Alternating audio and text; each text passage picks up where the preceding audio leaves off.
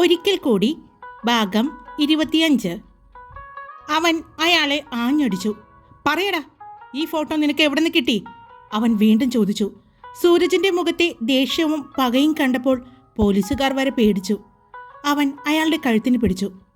പറയടാ, ഈ ഫോട്ടോ നിനക്ക് ആരാ തന്നേ? എവിടെ നിന്ന് കിട്ടി? അവൻ അയാളുടെ കഴുത്തിൽ പിടിച്ചു. പെട്ടെന്ന് ആ ചെറുപ്പക്കാരൻ പറഞ്ഞു, സർ, ഒരാളെ ഏൽപ്പിച്ചതാ. ഈ പെൺകുട്ടിയെ എവിടെ കണ്ടാലും കടത്തിക്കൊണ്ടുവരാനാ പറഞ്ഞിരിക്കുന്നത്. അയാൾ പേടിയോടെ പറഞ്ഞു. ആരോ നിനക്ക് ഈ ഫോട്ടോ തന്നത്? എനിക്ക് ഈ ഫോട്ടോ തന്നത് ശ്യാം എന്ന് പറഞ്ഞ ആളാണ്, അയാൾ പറഞ്ഞു. സൂരജ് കണ്ണുകളടച്ച് അവൻ്റെ ദേഷ്യത്തെ നിയന്ത്രിച്ചു.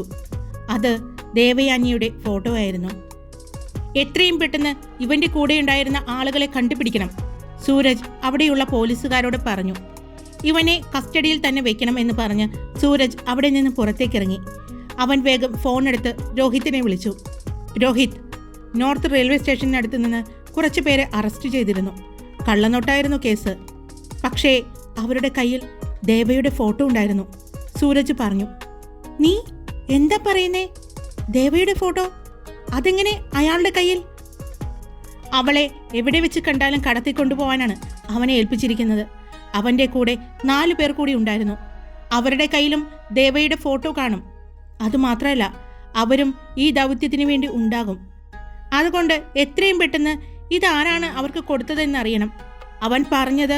അവന് കൊടുത്തത് ഒരു ശ്യാം എന്ന് പറഞ്ഞ ആളാണെന്നാണ്. അത് സത്യമാണോ എന്ന് നമുക്കറിയില്ല. എന്തായാലും ഞാൻ നേരിട്ട് അന്വേഷണത്തിന് ഇറങ്ങുകയാണ്, സൂരജ് പറഞ്ഞു. എടാ, ഞാനും വരണോ? രോഹിത് ചോദിച്ചു. വേണ്ടടാ, ഞാനിത് നിന്നോട് പറയാൻ കാരണം എത്രയും പെട്ടെന്ന് ഇവന്മാരെ പിടിക്കുന്നത് വരെയെങ്കിലും ദേവയെ മെയിൻ ക്യാഷ് കൗണ്ടറിൽ നിന്ന് മാറ്റണം. ഇതുപോലെ അവരുടെ കൂട്ടത്തിലുള്ള ആളുകളുടെ അടുത്ത് ദേവയുടെ ഫോട്ടോയുണ്ടാകും. അവർ അന്വേഷിച്ച് നടക്കുന്നുണ്ടാവും. ഇപ്പോൾ തൽക്കാലം ദേവയെ എനിക്ക് അവരുടെ മുന്നിൽ വിട്ടുകൊടുക്കാൻ പറ്റില്ല. ഞാൻ പറഞ്ഞില്ലേ, അവൾ എൻ്റേതായാൽ മാത്രമേ എനിക്ക് അവളെ കുറച്ചുകൂടി പ്രൊട്ടക്റ്റ് ചെയ്യാൻ പറ്റൂ. അതുകൊണ്ട് എത്രയും പെട്ടെന്ന് മാറ്റിക്കോളൂ. ഞാൻ ഇപ്പോൾ തന്നെ ചെയ്യാം, നീ അതോർത്ത് ടെൻഷൻ ആവണ്ട. സൂരജ് വണ്ടിയിലേക്ക് നടക്കുമ്പോഴാണ് രോഹിത്തിനെ വിളിച്ച് സംസാരിച്ചു കൊണ്ടിരുന്നത്. അവൻ ഫോൺ പോക്കറ്റിലേക്ക് വെച്ചു വണ്ടി എടുക്കാൻ പറഞ്ഞു. അവൻ നേരെ പോയത് നോർത്ത് റെയിൽവേ സ്റ്റേഷനിൽ വെച്ച് അവരെ പിടിച്ച ആ ഹോട്ടലിലേക്കാണ്. അവിടെ ചെന്ന് അവൻ വണ്ടിയിൽ നിന്നും ഇറങ്ങിയതും അവൻ്റെ പുറകെ തന്നെ മറ്റു വാഹനങ്ങളിൽ സ്റ്റേഷനിലെ പോലീസുകാർ SI അടക്കം ഉണ്ടായിരുന്നു. ആ ഹോട്ടലിലാണ്, അയാൾ പറഞ്ഞു. സൂരജ് അങ്ങോട്ട് ചെന്നു. സൂരജിനെയും മറ്റു പോലീസുകാരെയും കണ്ടതും ഹോട്ടലുടമ പുറത്തേക്ക് ഇറങ്ങി വന്നു. ഇയാളാണ് അവനെ പിടിച്ചത്, SI സൂരജിനോട് പറഞ്ഞു. സൂരജ് ഒന്ന് നോക്കി. അവൻ അവിടുത്തെ CCTV ക്യാമറ ചെക്ക് ചെയ്യണം എന്ന് പറഞ്ഞു. അവൻ ആ ഷോപ്പിലെ CCTV ദൃശ്യങ്ങൾ ചെക്ക് ചെയ്തു. അവർ 5 പേരുണ്ടായിരുന്നു. അവർ ഷോപ്പിൽ കയറി വരുന്നതും ഭക്ഷണം കഴിക്കുന്നതും ഫോണിൽ സംസാരിക്കുന്നതും എല്ലാം സൂരജ് കണ്ടു. ഭക്ഷണം കഴിച്ച് 4 പേർ പുറത്തേക്കിറങ്ങി. ആരോട് ഫോണിൽ സംസാരിച്ചു കൊണ്ട് നിൽക്കുമ്പോഴാണ് കടയുടമ ഇപ്പോൾ പ്രതിയായി കിട്ടിയവനെ പിടിച്ചു നിർത്തിയതും മറ്റുള്ളവർ ഓടിപ്പോകുന്നതും എല്ലാം ക്യാമറയിൽ വ്യക്തമായി കാണാൻ പറ്റുന്നുണ്ടായിരുന്നു. അവർ നോർത്ത് പാലത്തിൻ്റെ അടിയിലൂടെ പോകുന്നതാണ് കാണാൻ പറ്റിയത്. സൂരജ് അവിടെ നിന്നും ഇറങ്ങി പോലീസുകാരോട് അവിടെ അടുത്തുള്ള ഷോപ്പുകളിലെ ക്യാമറകളെല്ലാം ചെക്ക് ചെയ്യാൻ പറഞ്ഞു. പോലീസ് പല സ്ഥലത്തേക്ക് പറഞ്ഞു വിട്ടു. അവർ നടന്ന് റെയിൽവേ സ്റ്റേഷന് നേരെയുള്ള ഷോപ്പിലെ CCTV ക്യാമറയിൽ പരിശോധിക്കാനായിട്ട് ചെന്നു. അത് ഒരു മൊബൈൽ ഷോപ്പായിരുന്നു. അവൻ കാര്യം പറഞ്ഞതും ഷോപ്പ് ഉടമ അവന് ക്യാമറ ദൃശ്യങ്ങൾ കാണിച്ചു കൊടുത്തു. അതിൽ നിന്നും അവർ 5 പേരും നോർത്ത് റെയിൽവേ സ്റ്റേഷനിൽ നിന്നാണ് ഇറങ്ങിയിരിക്കുന്നത് എന്ന് മനസ്സിലായതും അവൻ നേരെ റെയിൽവേ സ്റ്റേഷനിലേക്ക് ചെന്നു. അവിടുത്തെ ഓഫീസറോട് കാര്യം പറഞ്ഞു. അവിടുത്തെ ദൃശ്യങ്ങൾ പരിശോധിക്കാൻ തുടങ്ങി. അതിൽ നിന്നും അവർ ചെന്നൈ എക്സ്പ്രസ്സിനാണ് വന്ന് ഇറങ്ങിയതെന്ന് മനസ്സിലായി. അതുമാത്രമല്ല, അവർ വന്നിറങ്ങുമ്പോൾ അവരുടെ കൂടെ കുറച്ച് ആളുകൾ കൂടിയുണ്ടായിരുന്നു. അവർ തിരിച്ച് ട്രെയിനിൽ തന്നെ കയറി പോവുകയും ഈ 5 പേർ മാത്രമാണ് ഇവിടെ ഇറങ്ങിയതും എന്ന് അവൻ കണ്ടു. സൂരജ് അവിടെ നിന്നും ഇറങ്ങി വണ്ടിയുടെ അടുത്ത് നിൽക്കുമ്പോഴാണ് ഷോപ്പുകളിലേക്ക് പോയ പോലീസുകാർ തിരിച്ചു വന്നത്. സർ, അവർ അവിടെ നിന്നും ഓടിപ്പോയത് കച്ചേരിപ്പടി ഭാഗത്തേക്കാണ്. അത് കേട്ടതും സൂരജ് വേഗം കാറിൽ കയറി കച്ചേരിപ്പടി ഭാഗത്തേക്ക് പോയി. അവിടെയുള്ള മെട്രോ റെയിലിൻ്റെ താഴെയുള്ള ക്യാമറകളെല്ലാം ചെക്ക് ചെയ്തു.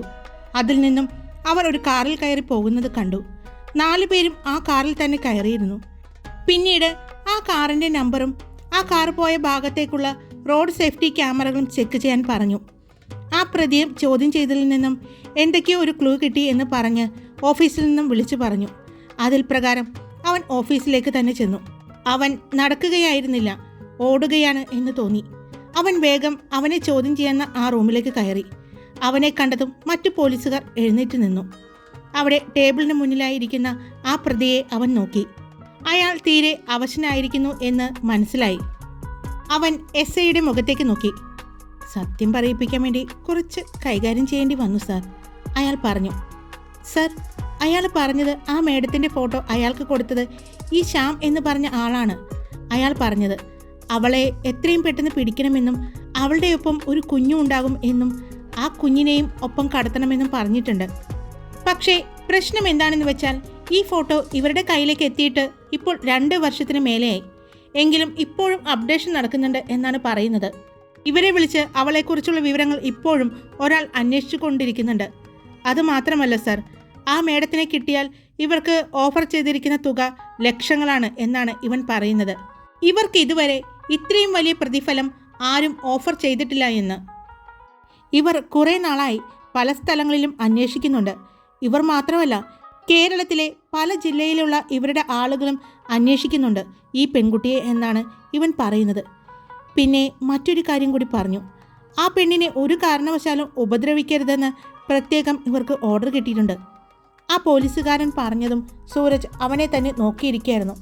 സൂരജിൻ്റെ നോട്ടം താങ്ങാനാവാതെ അയാൾ തലകുനിച്ചു. അപ്പോഴാണ് അങ്ങോട്ട് മറ്റു 2 പോലീസുകാർ വന്നത്. സർ, ഇവൻ്റെ മൊബൈൽ ഫോൺ നമ്മുടെ ആളുകൾ വിശദമായി പരിശോധിച്ചു. അതിൽ നിന്നും ഇവന് വന്നിരിക്കുന്ന കോളുകൾ കൂടുതലും ശ്യാം എന്ന് പറയുന്ന ഒരാളുടെ തന്നെയാണ്. പിന്നെ 2 ആഴ്ച മുമ്പ് ഇവനൊരു കോൾ വന്നിരുന്നു. പക്ഷേ അത് ലാൽ എന്ന് പറയുന്ന ഒരാളുടെയാണ്.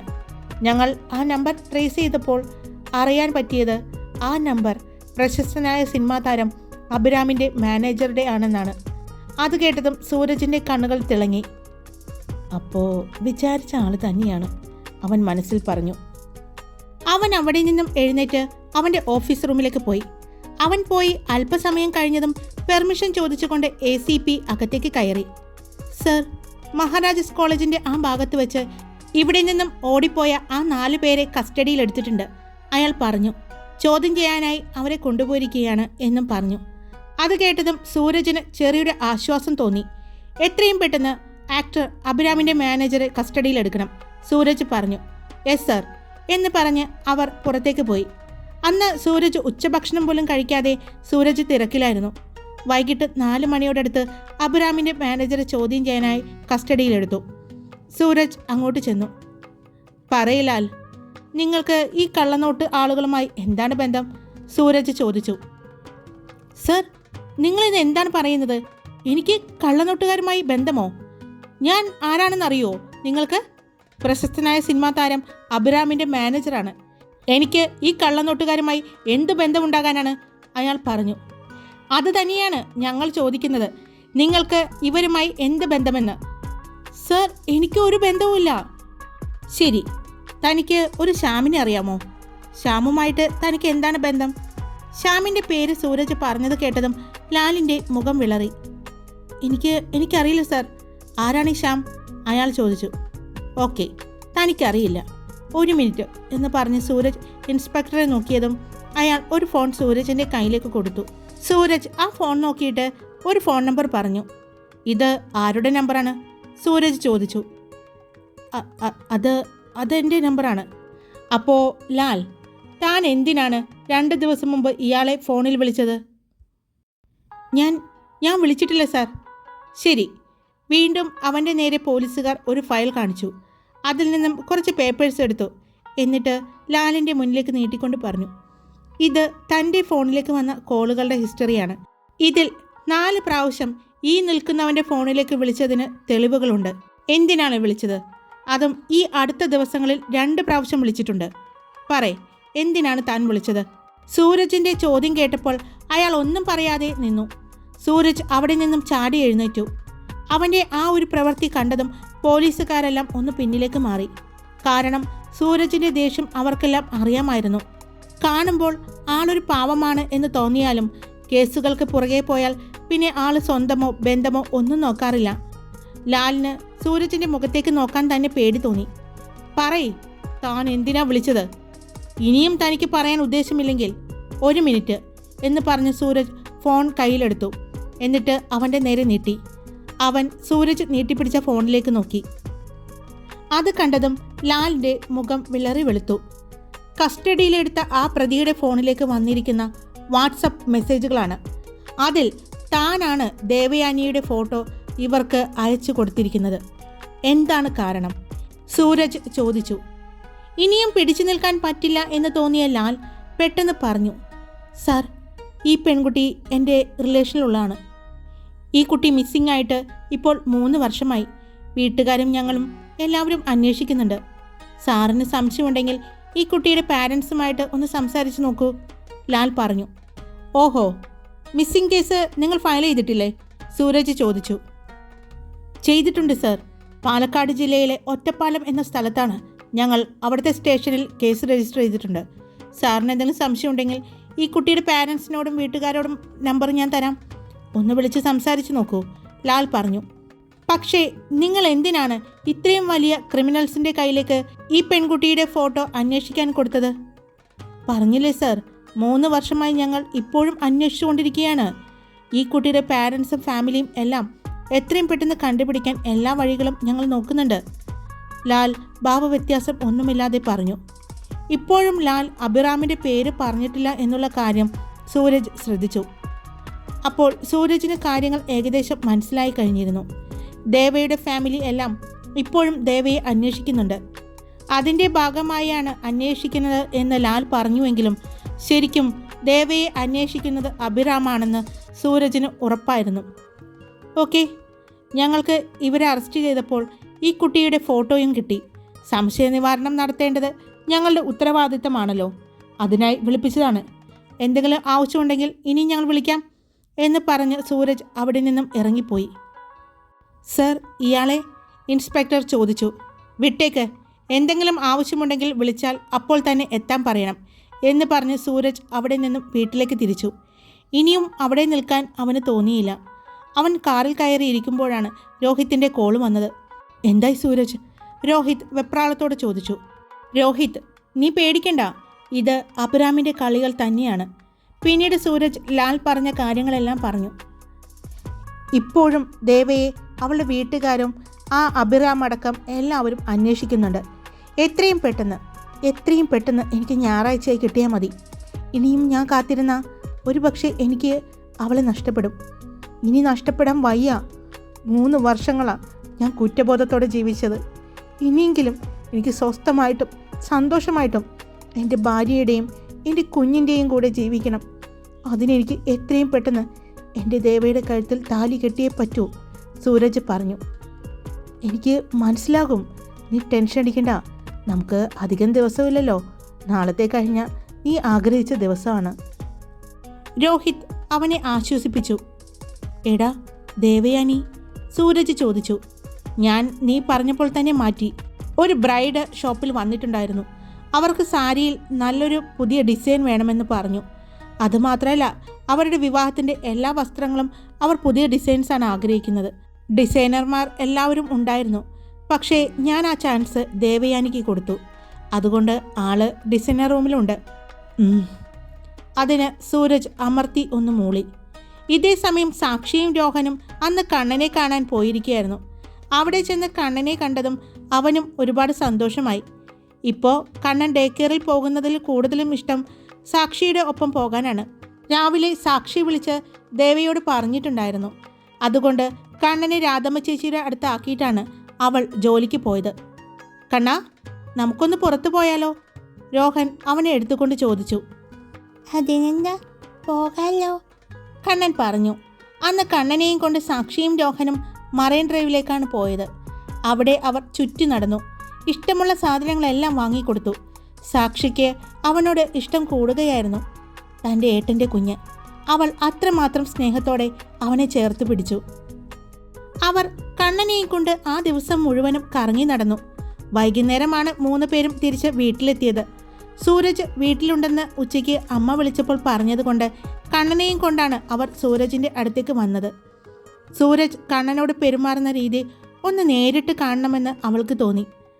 കണ്ണൻ അവിടെ എത്തിയതും സൂരജിന് ഒരുപാട് സന്തോഷമായിരുന്നു. അവൻ്റെ കൂടെ തന്നെ സൂരജ് നടന്നു. രോഹൻ, എത്ര പെട്ടെന്നാണല്ലേ എൻ്റെ ഏട്ടൻ അച്ഛനായത്, സാക്ഷി പറഞ്ഞു. അച്ഛനാവാൻ അധികം സമയമൊന്നും വേണ്ട എൻ്റെ സാക്ഷി. അവൻ അർത്ഥം വെച്ച് സാക്ഷിയെ നോക്കി. അയ്യടാ, സമയം വേണ്ട പോലും. ആദ്യം പോയി പഠിച്ച് പാസ്സായി ഒരു ഡോക്ടറെങ്കിലാവൂ. അതിനുശേഷം കല്യാണം കഴിച്ച് എന്നെ പൊന്നുപോലെ കൊണ്ടു നടക്കണം. എനിക്കും മക്കൾക്കും ചെലവിന് തരാൻ പ്രാപ്തി ആയി എന്ന് തോന്നിയാൽ അപ്പോൾ നമുക്ക് ആലോചിക്കാം, എൻ്റെ കുഞ്ഞുങ്ങളുടെ അച്ഛനാവണോ അല്ലെങ്കിൽ പള്ളിയിലച്ഛനാവണോ എന്ന്, സാക്ഷി പറഞ്ഞു. അയ്യോ, എനിക്ക് നിൻ്റെ കുട്ടികളുടെ അച്ഛനായാൽ മതി, രോഹൻ പറഞ്ഞു. ഞാൻ എൻ്റെ ആളിയനെ റോൾ മോഡലാക്കിയാലോ എന്ന് ആലോചിക്കുന്നത്, രോഹൻ പറഞ്ഞു. ആക്കിക്കോ, കുഴപ്പമൊന്നുമില്ല. പക്ഷേ അപ്പുറത്തുള്ളത് ദേവയാനിയല്ല, സാക്ഷിയാണ്. അക്കാര്യം മോനും ഓർത്തു വെച്ചാൽ നല്ലതാണ് എന്ന് പറഞ്ഞ് അവൻ്റെ വയറിനിട്ട് ഒരു ഇടിയും കൊടുത്ത് സാക്ഷി സൂരജിൻ്റെയും കണ്ണൻ്റെയും അടുത്തേക്ക് ചെന്നു. അവൾ കണ്ണനുമായി കളിക്കാൻ തുടങ്ങി. രോഹൻ സാക്ഷിയുടെ അടുത്തേക്ക് വന്നു. സാക്ഷി, ഈ സൺഡേ നിനക്കെന്താ പരിപാടി? രോഹൻ ചോദിച്ചു. സാക്ഷി രോഹനെ നോക്കിയെങ്കിലും ഇടം കണ്ടിട്ട് അവൾ സൂരജിനെ നോക്കുന്നുണ്ടായിരുന്നു. അതോ, എനിക്ക് ഈ സൺഡേ ദേവചേച്ചി ഡ്രസ്സെല്ലാം ഡിസൈൻ ചെയ്ത് തരാമെന്ന് പറഞ്ഞിരിക്കുന്നത്. അതുകൊണ്ട് ദേവചേച്ചിയുടെ വീട്ടിൽ പോകണം, സാക്ഷി പറഞ്ഞു. അവൾ പറയുമ്പോൾ സൂരജിൻ്റെ മുഖം മാറി. രോഹനും സാക്ഷിയും അത് ശ്രദ്ധിച്ചു. അതിന് ഇത്ര പെട്ടെന്ന് ഡ്രസ്സ് ഡിസൈൻ ചെയ്ത് കഴിഞ്ഞോ? 3-4 ജോഡി ഡ്രസ്സില്ലേ? സൂരജ് ചോദിച്ചു. പെട്ടെന്ന് തരാമെന്ന് പറഞ്ഞിരുന്നു. ഞായറാഴ്ച ഉറപ്പായിട്ടും എല്ലാം തരാമെന്ന് പറഞ്ഞിട്ടുണ്ടായിരുന്നു. കഴിഞ്ഞ ദിവസം വിളിച്ചപ്പോൾ സ്റ്റിച്ചിങ് എല്ലാം കഴിഞ്ഞു. എന്തോ അതിൽ ഡിസൈൻ വർക്ക് ചെയ്യുകയാണെന്ന് പറഞ്ഞിരുന്നു, സാക്ഷി പറഞ്ഞു. നീ എന്തിനാ ഇങ്ങനെ തിരക്കി പിടിക്കുന്നത്? സൂരജ് ചോദിച്ചു. എനിക്ക് എത്രയും പെട്ടെന്ന് അതെല്ലാം കിട്ടണം. അതിട്ട് സെൽഫി എടുത്തിട്ട് വേണം എനിക്ക് ചിലരെയൊക്കെ കാണിച്ചു കൊടുക്കാൻ. ദേവചേച്ചിയുടെ ഡിസൈനെ പറ്റി കുറ്റം പറഞ്ഞ കുറച്ച് ആളുകളുണ്ട്. സാക്ഷി നവ്യയെക്കുറിച്ചാണ് പറയുന്നതെന്ന് സൂരജിന് മനസ്സിലായിരുന്നു. അത് കേട്ടുകൊണ്ടാണ് അമ്മ അങ്ങോട്ട് വന്നത്. സാക്ഷി, വേണ്ട, നീ ഒരുപാടായി നവ്യയെ കളിയാക്കുന്നത്. അത് നിന്റെ ഏട്ടത്തിയാണ്, നിന്റെ ഏട്ടൻ്റെ ഭാര്യ. അമ്മയ്ക്ക് തുല്യമാണ് അവൾ. നീ ഇങ്ങനെയൊന്നും ചേട്ടത്തിയെ പറയാൻ പാടില്ല, അമ്മ പറഞ്ഞുകൊണ്ട് സോഫയിലിരുന്നു. എനിക്കറിയാം, എൻ്റെ ഏട്ടത്തിയെ ഞാൻ എൻ്റെ അമ്മയെപ്പോലെ തന്നെ കാണൂ, സാക്ഷി പറഞ്ഞു. പക്ഷേ നിന്റെ പെരുമാറ്റത്തിൽ നിന്നും അങ്ങനെ തോന്നുന്നില്ലല്ലോ, അമ്മയും പറഞ്ഞു. ഞാൻ അമ്മയോട് പറഞ്ഞു, ഞാൻ എൻ്റെ ഏട്ടത്തിയെ, അതായത് എൻ്റെ ഏട്ടൻ വിവാഹം കഴിക്കാൻ പോകുന്ന ഭാര്യയെ സ്വന്തം അമ്മയെപ്പോലെ തന്നെ കാണൂ എന്ന്. ഇവളിതെന്തൊക്കെയാ പറയുന്നേ? ഞാനത് തന്നെയല്ലേ പറഞ്ഞത്. ഇവളും നവ്യയും എപ്പോഴും അടിയാണ്. എങ്ങനെയാണ് ഇവർ രണ്ടുപേരുടെയും ഒപ്പം ജീവിക്കുക എന്ന് ഓർക്കുമ്പോൾ തന്നെ എനിക്ക് തലവേദനിക്കുന്നു, അമ്മ പറഞ്ഞു. അമ്മേ, നല്ലൊരു മരുമകളുടെ ഒപ്പം നല്ല അമ്മായിമ്മയുടെ ഒപ്പം ജീവിക്കും, നോക്കിക്കോ, സാക്ഷി പറഞ്ഞു. ഇവൾക്ക് തലയ്ക്ക് വല്ല അടിയും കിട്ടിയോ? അമ്മ രോഹൻ്റെ അടുത്ത് ചോദിച്ചു. രോഹൻ സാക്ഷിയെ കണ്ണുരുട്ടി കാണിച്ചു. ഞാനും നവ്യയെക്കുറിച്ചല്ലേ പറയുന്നത്, ഇവൾ പിന്നെ ആരെക്കുറിച്ചാണ് പറയുന്നത്? അമ്മ ചോദിച്ചു. ആൻറ്റി, അവൾ ആൻറ്റിയെ വെറുതെ വട്ടുപിടിപ്പിക്കാൻ വേണ്ടി പറയുന്നതാ. അതൊന്നും ആൻറ്റി കാര്യമാക്കണ്ട, രോഹൻ പറഞ്ഞു. അല്ലെങ്കിലും ഇവൾ പറയുന്നത് ആരെങ്കിലും കാര്യമാക്കുമോ? നീയല്ലാതെ എന്ന് പറഞ്ഞ് അമ്മ അവിടെ നിന്നും എഴുന്നേറ്റ് പോയി. വല്ല ആവശ്യമുണ്ടായിരുന്നോ? സാക്ഷി രോഹനോട് ചോദിച്ചു. എന്നാൽ ഇതേ സമയം കണ്ണൻ സൂരജിൻ്റെ മടിയിലിരുന്ന് കളിക്കുകയായിരുന്നു. അപ്പോഴാണ് അങ്ങോട്ട് നവ്യ കയറി വന്നത്. നവ്യയെ കണ്ടതും സാക്ഷിക്ക് ഇഷ്ടപ്പെട്ടില്ല. അവളുടെ മുഖത്ത് അത് പ്രകടവുമായിരുന്നു. എന്നാൽ സൂരജ് നവ്യയെ നോക്കി. എത്ര നേരമായി സൂരജ് ഞാൻ നിന്നെ വിളിക്കുന്നു, നീ എന്താ ഫോൺ എടുക്കാത്തേ? എന്താ നിന്റെ പ്രശ്നം? നീ എന്താ എന്നോട് സംസാരിക്കാത്തത്? നിനക്ക് ഈ വിവാഹത്തിന് ഇഷ്ടമല്ലേ? അവിടെ നിന്നും കുറച്ച് ശബ്ദത്തിൽ സൂരജിനോട് അവൾ ചോദിച്ചു. നവ്യ, നീ ഇങ്ങനെ ദേഷ്യപ്പെടാതെ. ഫോൺ റൂമിലാണെന്ന് തോന്നുന്നു, സൂരജ് പറഞ്ഞു.